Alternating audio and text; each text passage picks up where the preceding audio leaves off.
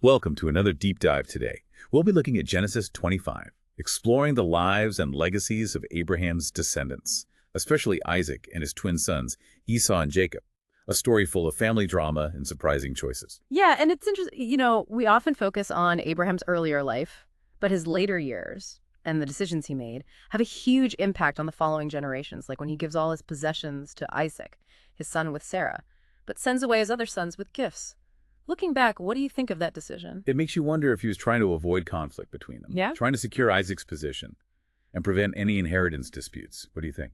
Definitely possible. It raises the question of how Abraham viewed his legacy, not just material possessions, but the spiritual inheritance of God's covenant. And it's worth noting that by sending his other sons eastward, we're led to the next part of the story, the lineage of Ishmael. It's like watching the branches of his family tree, spreading out in different directions.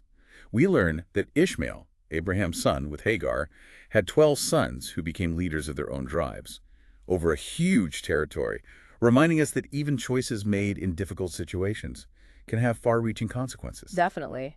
And it shows that the story doesn't end with Isaac. Ishmael's descendants are important in the Bible's narrative, too. Now, back to Isaac. He marries Rebekah at 40. But they have a big challenge. Rebekah can't have children. It's hard to imagine waiting 20 years for a child like they did. They must have got through a lot of emotions during that time. And then when she finally gets pregnant, it's not easy. She can feel the twins struggling inside her. So she turns to God. This leads to a pivotal moment, the prophecy about her unborn sons. This prophecy is really important because it foreshadows the complex relationship between Jacob and Esau. She's told, "Two nations are in thy womb. The one people shall be stronger than the other people, and the elder shall serve the younger." This sets the stage for a lifetime of tension and a power struggle between the twins, even before they're born. Yeah, it's incredible how this prophecy hangs over the whole story, shaping how we see their destinies. And then the twins are born. Esau comes first, covered in red hair, hence his name, which means hairy. Jacob follows, grasping Esau's heel, foreshadowing his nature as a supplanter, or one who grasps the heel. Their names hint at their future paths. Those names are so important. In those times, names meant a lot. They reflected a person's character or destiny. So right from birth, we get clues about the men they'll become, and as they grow, their personalities become even clearer. Right, Esau's a skilled hunter, a man of the field, while Jacob is a plain man who stays intense. What's interesting is how their different personalities are affected by their parents' favoritism. Isaac prefers Esau because he likes the game he brings home, and Rebekah prefers Jacob. Do you think this favoritism impacted them? No doubt. Those early experiences shaped their personalities and how they saw themselves in the family. It's like a seed planted early on that we see grow as they get older. Which brings us to a key moment that reveals a lot about them, the birthright bargain. This is where things get really interesting. Jacob's cooking stew. When Esau gets back from hunting, starving, and desperate for food, he begs Jacob for some of that red pottage, which becomes the basis for his other name, Edom, meaning red. It's amazing how even a simple meal becomes symbolic. Absolutely. It highlights Esau's impulsiveness. He's so focused on his hunger that he'll trade something as big as his birthright for a bowl of stew. And to really understand this decision, we need to understand what a birthright meant back then. That's a great point. Can you explain the concept of a birthright and why it was so important in that time? Sure. A birthright was more than just inheritance. It included a lot of privileges and responsibilities. The firstborn son got a double portion of the inheritance, leadership in the family, and in this case, it also meant inheriting God's covenant promises to Abraham. Wow, that really changes how we see Esau's decision. He's giving up his place in the family and his connection to a sacred lineage. For a quick meal has huge consequences. That he doesn't seem to fully grasp. What about Jacob's part? Was he taking advantage of Esau? Or just taking an opportunity? It's a tough question. Jacob is clever, even cunning. He doesn't just give Esau the stew, he makes him swear an oath, binding him to the deal. It shows a calculating side to him, a willingness to get what he thinks is his, even if it means using his brother's desperation. What do you think about Jacob's actions? It makes you wonder if he felt any guilt or hesitated at all.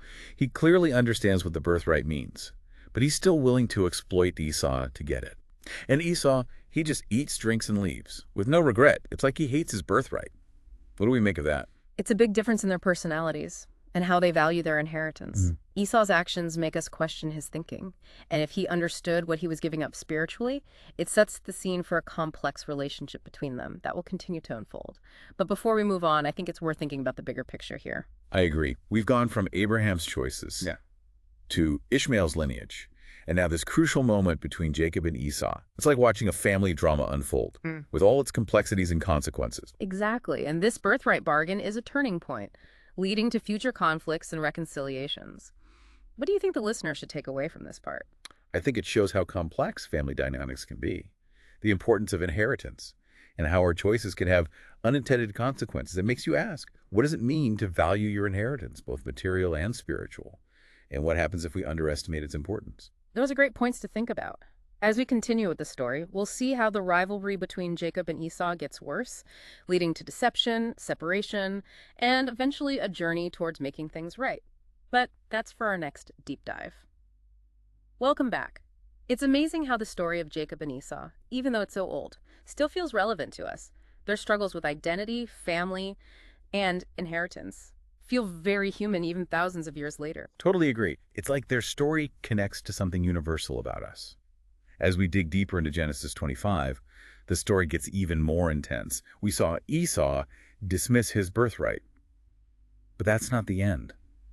The tension grows when Isaac, who's old and going blind, decides to give his blessing to his eldest son, Esau.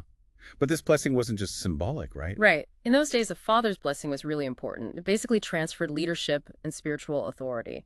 Isaac planned to give Esau the blessing, to confirm him as the heir to Abraham's covenant with God. It's a huge moment. And as we know, things don't go as planned. And here's where Rebecca gets interesting. She's always favored Jacob. And when she overhears Isaac's plan to bless Esau, she comes up with a plan to make sure Jacob gets it instead. That's pretty bold, don't you think? It is. Rebecca, who's usually seen as a kind mother, shows a cunning side here. It makes us ask, was she right? Was she just following a mother's instinct? Or was she manipulating things to match what she thought was God's will? Those are good questions. It's like we're being challenged to think about right and wrong, fate and free will. So how does she actually do it? Her plan involves a clever trick. She tells Jacob to get 2 young goats, which she prepares like Esau's favorite game. Then she dresses Jacob in Esau's clothes and covers his hands and neck with goat skins. To make him seem hairy like Esau, it's pretty elaborate. Makes you wonder if Jacob had any doubts about deceiving his dad. Good point. What do you think Jacob was thinking? Was he totally okay with his mom's plan? Or did he question if it was right? It's interesting to think about his inner conflict. He's shown as ambitious but also unsure, stuck between his mom and his conscience. It's a struggle many of us understand, wanting something but knowing it might not be right. But in the end, he goes along with it, setting up the key meeting with his dad. And the scene where Jacob goes to his blind father, pretending to be Esau, is so tense. Isaac feels something's wrong. He questions Jacob's voice. He even touches his hands, almost catching him. You can really feel the suspense. It's a great example of how the writer builds tension, pulling the reader into the story's emotions. And even though Isaac is suspicious, Jacob manages to convince him, leading Isaac to give him the blessing. It's a turning point, not just for them, but for their descendants too. The blessing itself is powerful, full of imagery of abundance, power, and spiritual favor. It's like we're seeing destiny change. How important was this blessing in their culture? Extremely important. This wasn't just a nice wish, it was like a divine announcement, shaping the future of whoever received it. Basically, Jacob got the spiritual inheritance meant for Esau. And just as Jacob leaves, Esau comes back from hunting, ready for his blessing. It's ironic because we know what happened, but Esau has no idea what happens when he finds out. You can imagine his shock and anger when he learns that Jacob not only took his birthright, but also got his blessing. It's betrayal that cuts deep, and Esau cries out in anguish. It must have been awful for him to realize what he threw away, his birthright and his father's blessing, are gone forever. How does Isaac react when he realizes he's been tricked? He's really shaken, but he admits the blessing can't be taken back.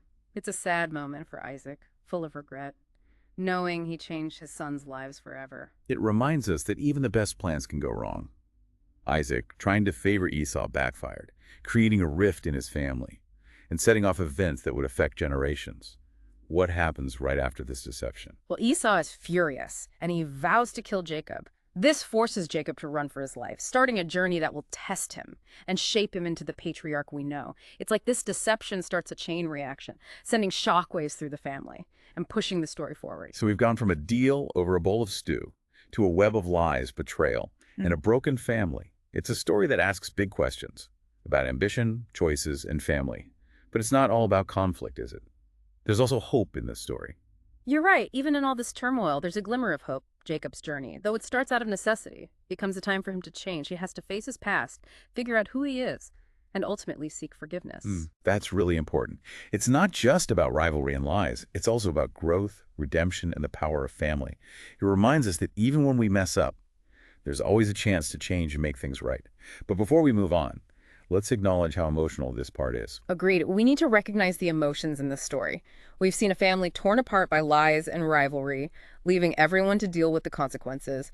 It shows us that what we do, especially in our families, has a lasting impact, shaping not only our lives, but the lives of those around us.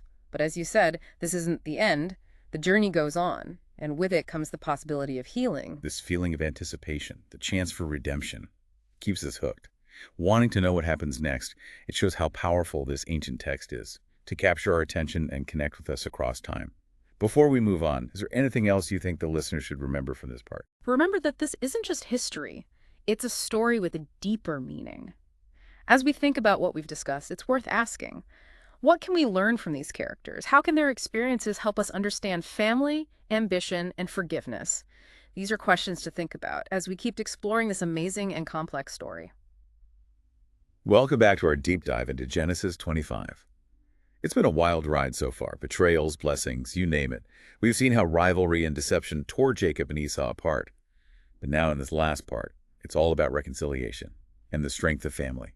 So where do we pick up the story? We find Jacob on the run, hiding with his uncle Laban in Padan Aram, his mom's homeland. It's more than just escaping, though. It becomes a time for Jacob to look inward, grow, face his past, and figure out who he is. Like he's being forced to reevaluate everything and deal with the consequences. And during this journey, he has that incredible dream at Bethel, where he sees the ladder going up to heaven, and God reaffirms the covenant promises made to his ancestors.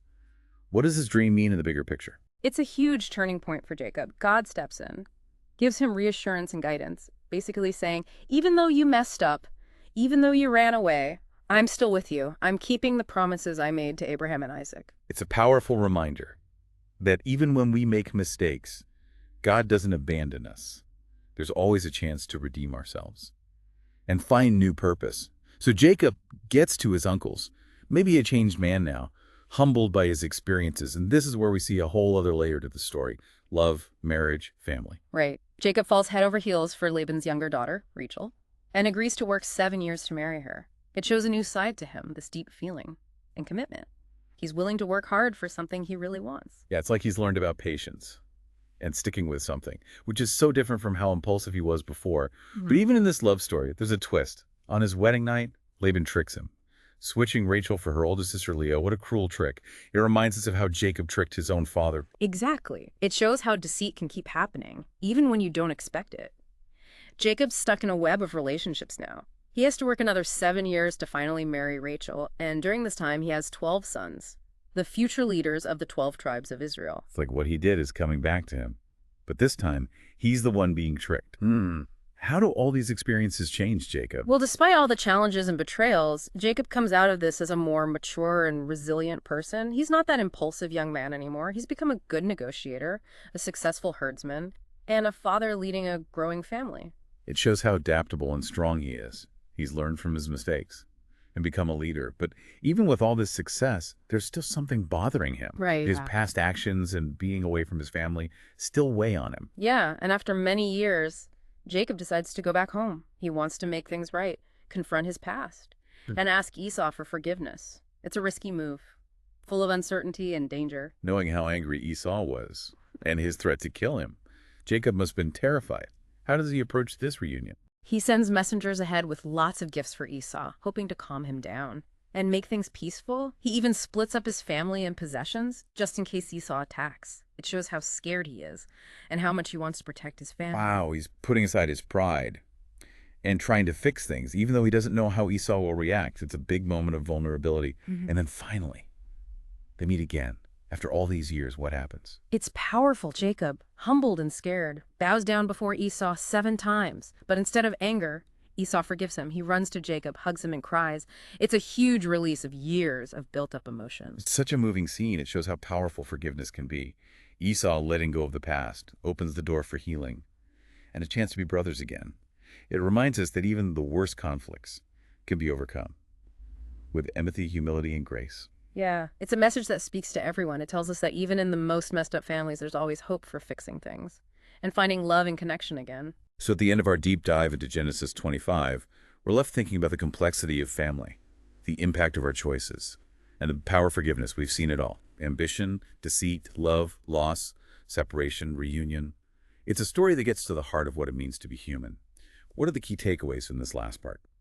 I think it shows how important it is to make things right, both with ourselves and with those we've hurt. Jacob's journey shows us that real growth often means admitting our mistakes, asking for forgiveness, and making amends. It also shows how strong family bonds can be, how even the deepest wounds can heal, and how we can find each other again, even after years of being apart. It's a reminder that it's never too late to apologize, to forgive, and to try to fix broken relationships. And for our listener, I hope this deep dive has given you a new appreciation for the wisdom and relevance of these ancient stories. They offer us timeless insights, reminding us that even with our flaws, there's always a way to grow, find redemption, and create a better future. Thank you for joining us on this journey through Genesis 25.